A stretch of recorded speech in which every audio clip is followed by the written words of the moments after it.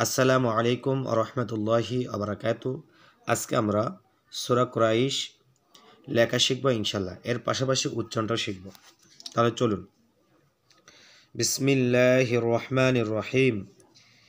লিইলাফি কুরাইশ। লিই, দেখেন লাম আমি কিভাবে লিখি, এখান থেকে এ পর্যন্ত এসে এইভাবে লাম আলিফ, ইয়া,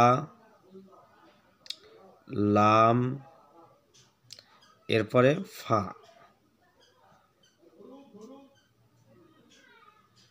তাহলে কি হবে?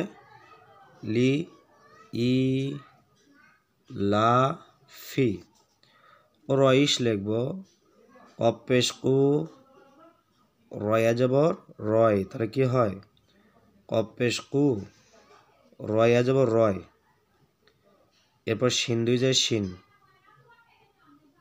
এই যে শিন, ইয়া, তাহলে জজম, এই যে শিন দুই যায় শিন, কুরাইশিন।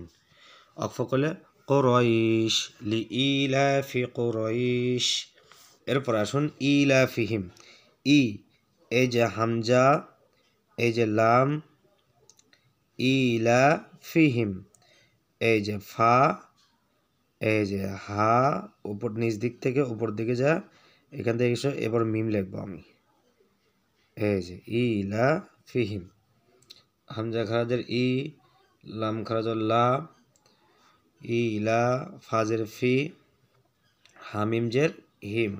তাহলে কি হলো? ইলাফিহিম রিহলাতাশ। রিহ, রিহ লেখার জন্য প্রথমে র লিখতে হবে এইভাবে, এরপরে হা, এরপরে লাম, এরপর লিখতে হবে গোলতা। গোলতা লেখার জন্য লামের মতো করে দিয়ে এখান থেকে এইভাবে নিয়ে এসে দুই নক্তা দেবো আমরা। তাদের রিহ, রহা যে রিহ, লাম জবর লা, রিহলা, তাস, তা জবর তা। এই তা যাবার শিন কে থাকবে, তাই না? তাহলে আমরা শিন এখানে লিখি, রিহলা তাস। আমরা শিন লিখবো এখানে, এই যে প্রথমে আলিফ থাকবে, এরপর লাম থাকবে, লামের সাথে শিন থাকবে, এই যে তবে আছে তা আলিফ, তার সাথে আলিফ। তাহলে শিনের তিন নক্তা দেই আমরা, এই যে তাসদিদ।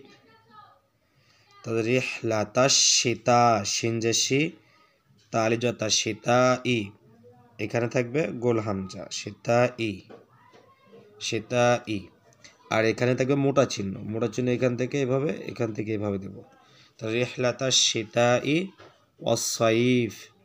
ওয়াও, ওয়াসাইফ লিখতে অজর ওয়া, ওয়াও সদর ধরবে, সদের সাথে থাকবে আলিফ লাম এভাবে, এই যে এখান থেকে এখানে, এরপর এখান থেকে ছদ লিখবো আমরা এইভাবে, অসাইফ, ইয়া, এরপরে ফা, এই যে অসাইফি। উচ্চারণটা হবে কি? অসাইফি। সদেবে তাসদিদ, সদের উপর জবর, এখানে ইয়া, ইয়ার উপর জজম, ফাজের ফি, অসাইফি। অক্ফ করলে অসাইফ। তাহলে বলবো ইলাফিহিম রিহলাতাশ শিতাই ওয়াসাইফ। এরপর আসুন ফালিয়াবুদু। ফালিয়াবুদু লিখবো আমরা, ফা, লাম, ফার সাথে ইয়া, লামের সাথে, এরপরে আইন। আইন লেখার জন্য এখান থেকে এখানে যাব, এরপরে এখান থেকে এখানে, এরপর এখান থেকে এখানে আসবো। ফালিয়াবুদু, এই যে বা, এই যে দাল, বার সাথে দাল লাগে আসবে, ওয়াও, এরপর ওয়ের এখানে আলিফ থাকবে। দেখেন, দেখেন ফালাম জবর ফাল, ইয়া আইন জবর ইয়া, ফাল ইয়া, বা পেশ বু, দাল পেশ দু। তাহলে উচ্চারণটা হলো কি? ফাল ইয়া বুদু রব্বা। রব্বা লেখার জন্য দেখেন ওপর দিকে যায় একটু, রব্বা, রব্বা লিখবো র, এই যে বার উপরে তাসদিদ। তাহলে কি হলো? রব্বা জবর। হাজাল বাইত। হা লেখার জন্য এখান থেকে এখানে, এরপর এখান থেকে এখানে, এরপর এখান থেকে এখানে, এই যে এভাবে হা, এই যে জাল, হা খারাপ জবর হা, তারপর জাল আলিফ জবর যা, এই যে জালের সাথে আলিফ থাকবে করলে হাদাল বাইত, বাইত লেখার জন্য শুরুতে আলিফ, এরপরে লাম, এরপরে বা, ইয়া, তা, দেখেন বাইত হয়ে গেছে।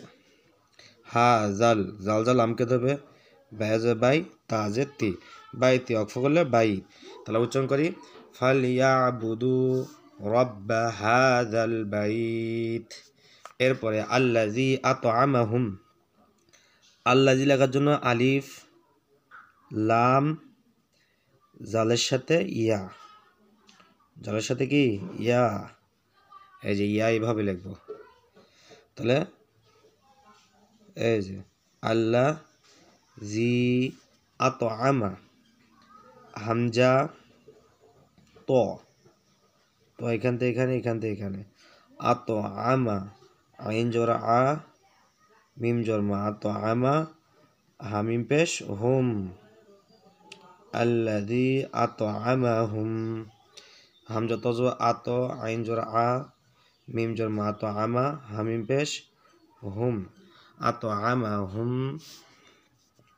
দেখেন হুম মিং জু, মিং জু লেখার জন্য মিম, এরপরে নুন, মিমের পর তাসদীদ থাকবে, এই হাজা এই মিমকে ধরবে, মিমের নিচে জের, নুনের পর জজম, মিং জু, মিং জু লেখার জন্য জিম এইভাবে এখান থেকে এখানে, ওয়াও থাকবে জিমের সাথে ওয়াও, এরপর আইন, আইন দেখেন কিভাবে লিখলাম আমি, এই যে মিং জু, আইন দুই জের আইন, মিং জু আইন।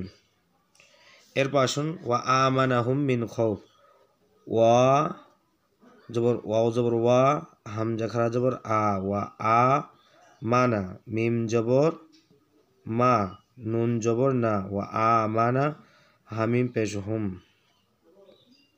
ওয়া আ মানা হুম, ওয়া আ মানা হুম মিন খাউফ, মিন খৌফ লেখার জন্য এই যে মিম এখানে, নুন এখানে, আবার এখানে তাসদীদ, জের নুন, খৌফ,